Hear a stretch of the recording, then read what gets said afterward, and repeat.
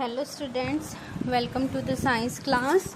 Yesterday we read about patterns of cloth, that how can we make the patterns on the clothes.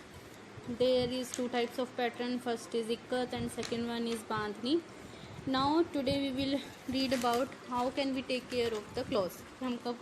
हमें कपड़ों की जो देखभाल है वो कैसे करनी चाहिए. So let's start. Clean, neat and tidy clothes make us look smart. जो साफ़ सुथरे कपड़े होते हैं वो हमें स्मार्ट दिखने में हेल्प करते हैं. अगर कपड़े अच्छे पहने होते हैं, साफ़ सुथरे होते हैं, तो इंसान वैसे ही अच्छा लगता है. Dirty clothes make us look untidy and can skin disease. ठीक है, तो अगर हम साफ़ सुथरे कपड़े नहीं पहनते हैं, गंदे कपड़े पहन के रखते हैं, तो काफ़ी डिजीज़ हमारी स्किन पर हो जाते हैं. ठीक है, स्किन डिजीज़ हमें हो जाते हैं. So we must always wear clean clothes. तो हमें हमेशा साफ़ कपड़े पहनने चाहिए. To keep our clothes neat and clean we should take good care of them. अगर हमें अपने कपड़े साफ़ सुथरे रखने तो हमें उनका ध्यान भी अच्छे से रखना है. Let us learn a few ways to take care of our clothes. कुछ ऐसे व्यूज़ हैं जो यहाँ पर दिए गए हैं, कुछ फ्यू वेज जो हैं यहाँ पर दिए गए हैं, जो हमें बताएंगे कि किस तरह से हमें कपड़ों का ध्यान रखना चाहिए. So let's start.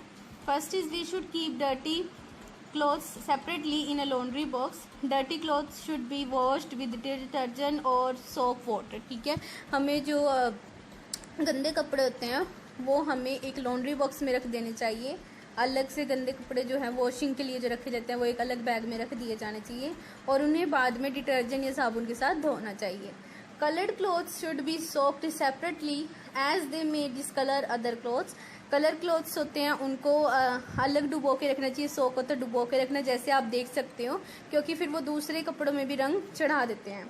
It is better to wash clothes made of natural and artificial fibre separately. और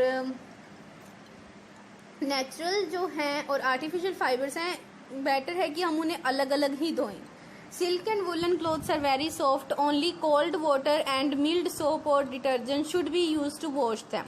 सिल्क और वुलन के जो कपड़े होते हैं वो बहुत ज़्यादा सॉफ्ट होते हैं, तो उनके लिए थोड़ा लाइट जो होते हैं, जैसे हम इजी यूज़ करते हैं विंटर में वुलन कपड़ों के लिए, ताकि उनकी शाइनिंग बनी रहे. Silk and woollen clothes can also भी ड्राई क्लीन उन्हें किया जाना चाहिए. Cotton clothes are sturdy so they may be washed using a strong soap और डिटर्जेंट. स्टडी थोड़े से टफ होते हैं, रफ से होते हैं. कॉटन के जो क्लॉथ्स होते हैं थोड़े टफ होते हैं, उनमें से गंदगी निकालने बहुत मुश्किल हो जाती है, तो हमें उन्हें स्ट्रॉन्ग सोप और डिटर्जेंट से धोना चाहिए. Coloured clothes must be dried in an airy place but no under direct sunlight as they may fade. White clothes may be dried under direct sunlight.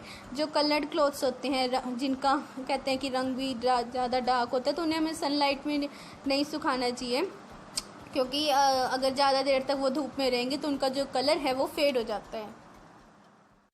Next point is silk and woolen clothes are only worn occasionally or in a particular season, so they should be kept in airtight boxes or cupboard. आपने देखा भी है woollen के जो कपड़े हैं वो रोज़ नहीं पहने जाते हैं, वो बेसिकली सर्दियों में ही पहने जाते हैं. और जो सिल्क के कपड़े हैं वो भी ज़्यादातर जैसे कोई फंक्शन हो या ओकेजन हो तभी पहने जाता है, तो इसलिए जब तक उनका यूज़ ना किया जाए तो उन्हें एक एयर टाइट बॉक्स में रख देना चाहिए. To keep woollen clothes insect free we can place dry neem leaves और मोथ बॉल्स इन बॉक्सेस और कबर्ड्स. ठीक है, अगर हमें अपने जो कपड़े हैं उन्हें इंसेक्ट फ्री रखना है ताकि उनमें कीड़े ना लगे, स्मेल ना हो, तो हम क्या रखते हैं, उसके अंदर नीम लीव्स रख देते हैं. मोथ बॉल्स जो यहाँ दिखाई भी गए, नेपथलिन बॉल्स भी हम जिसे कहते हैं. पहले टाइम में तो नीम के जो पत्ते हैं वही रखे जाते थे क्योंकि इंसेक्ट्स वगैरह ना लगे.